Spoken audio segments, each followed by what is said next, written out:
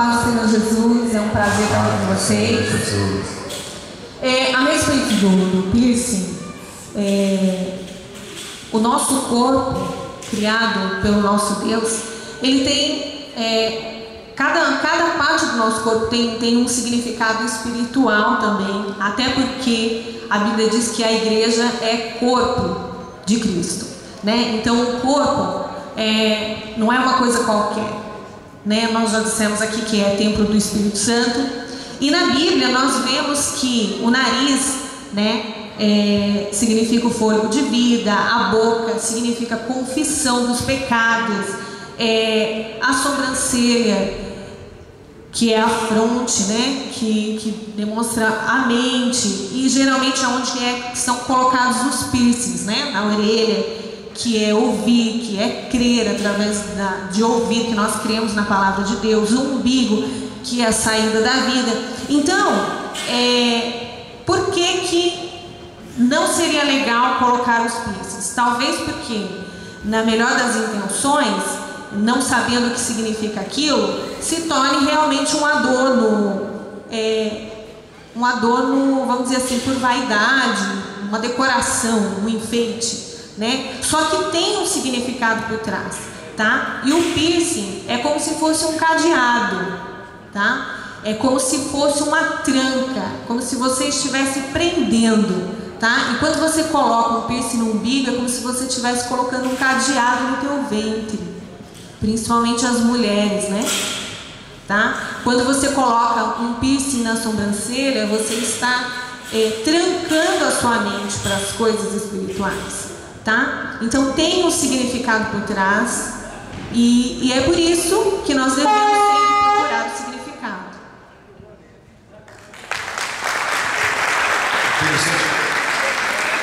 Só complementando o detalhe da irmã Valquíria, eu estava pesquisando sobre esse tema, e a revista Época, do dia 25/2/2002, se você quiser ir no Google aí achar, vai estar essa matéria lá. Época 25/2/2002. Ela diz assim, tem uma matéria sobre o piercing, e na verdade, dados científicos estão dizendo lá, a língua, o que ele provoca? Fenda nos dentes, infecção geral. Infecção geral, se você não cuidar daquilo, pode vir a falecer. Sobrancelha, inchaço, dor, impede a higienização correta do local, abre caminho para infecções, tá? Umbigo, vamos lá, pele irritada.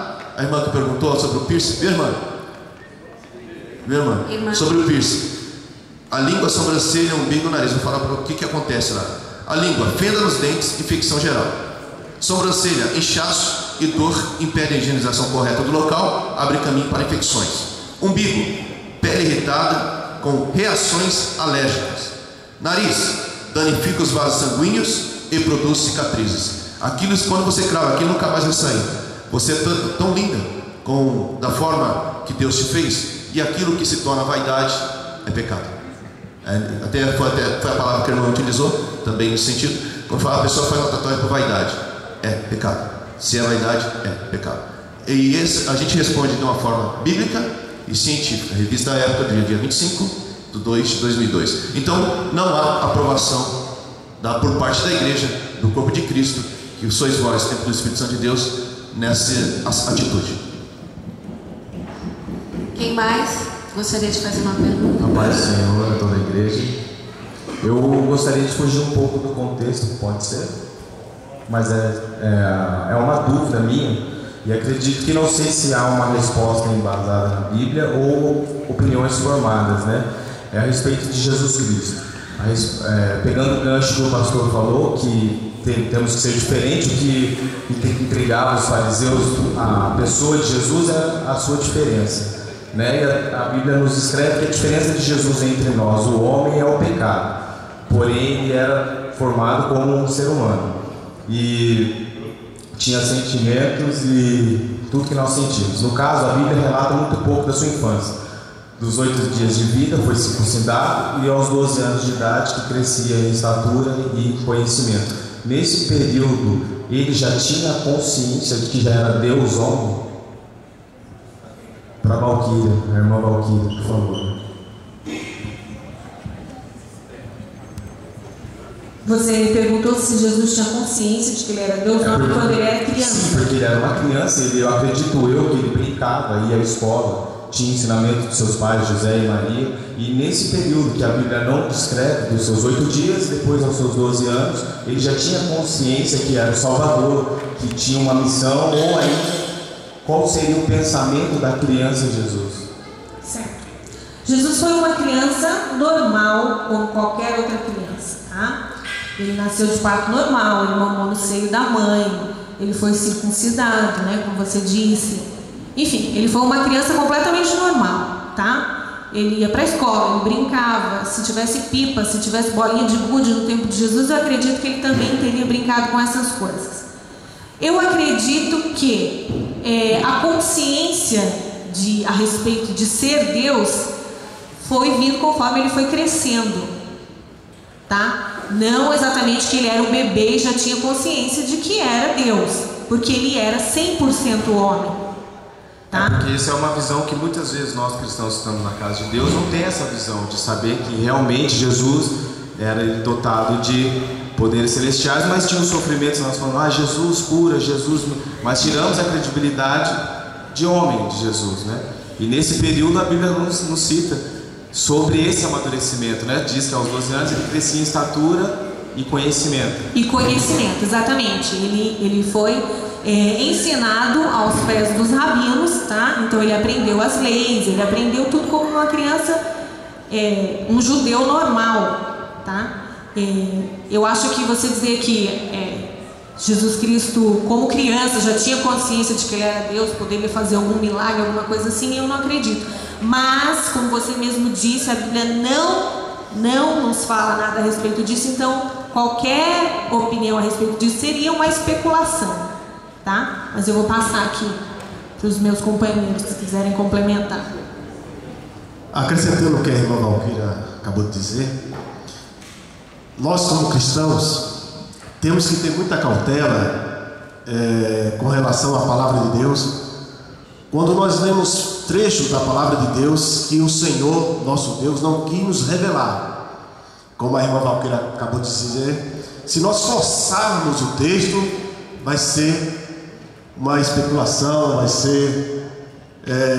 a gente pode pegar caminhos errados, querendo forçar o que o texto não está nos revelando. Então, o conselho que eu dou a vocês, que toda vez que estiver diante da palavra de Deus, perante um texto que não está muito claro, tem muita cautela, para não forçar o texto, para vocês não cometerem erro e fazer interpretações bíblicas erradas. Na verdade, a sua pergunta é muito feita também dentro de seminários, né? Já tem alguns anos que eu leciono em seminários e até escritores já escreveram livros dizendo, e há muita especulação dizendo que Jesus, durante o período de 12 até os 30 anos, ele foi para o Tibete, outros falam que ele foi para o Japão, só que são todas especulações do inimigo. A principal preocupação, se como Jesus crescia, a Bíblia diz que ele crescia normal como uma criança, só que enquanto não chegasse a hora, ele tinha ciência dessa hora, ele não manifestaria o seu poder. Que é uma prova, por exemplo, quando Jesus deixou seus pais e ficou no templo debatendo com os doutores da lei, quando os pais o acharam depois de 2 dias procurando por ele, ele falou assim: menino, nós já estávamos lá a caminho de meio-dia, quando temos falta de você, e o que você está fazendo aqui? Ele falou: olha, eu estou tratando coisas do meu pai. Ele já sabia da obra que ele tinha que fazer, só que ainda não havia chegado a hora. Tanto é que em alguns relatos de alguns biógrafos, eles diziam que os irmãos de Jesus provocavam ele: ah, você não é o filho de Deus, você já não sabe, você não tem poder e tal, por que você não vai lá? Ele falou: ainda não é chegada a minha hora.